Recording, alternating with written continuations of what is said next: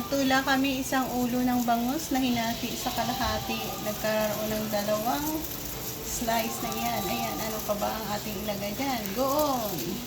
Fresh from the farm. Ang ating talbos ng kamote. Isa na namang masaganang sabaw na hihigupin ang ating kakainin.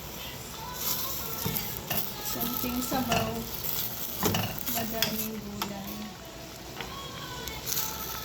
Parang steam cook lang ang ating gulay and ready na tayo. Nilagyan lang natin yan ng pinakuluan ng kamatis at onion. Saka nilagay natin ang ulo ng bangus natin.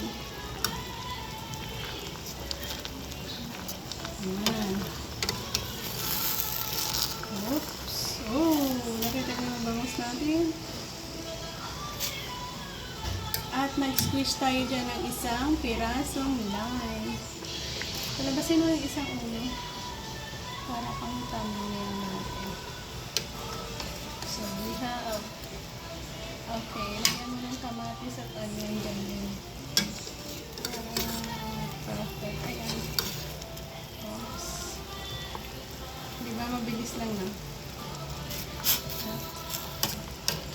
have that perfect soup and gulay.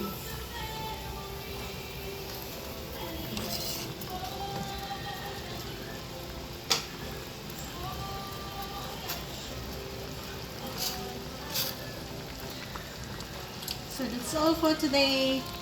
Bye-bye, God bless, and we are happy eating.